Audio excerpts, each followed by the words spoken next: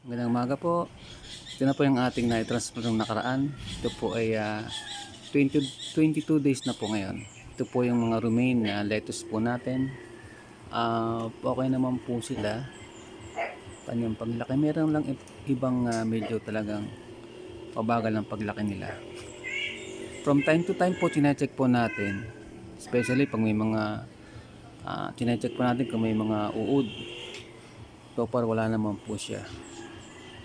Ayan. Then check din po natin yung kanyang roots. Yung roots po niya.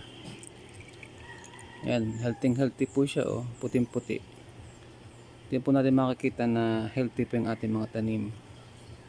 Lalo pag yan po ay itim, yan po, root rot po ang tawag doon. Tuwing maga, daling araw, titingnan po natin kung may mga uod from time to time. Sa ilalim po ng mga dahon. Tatawagin mga uod. Hindi natin tinicheck yan.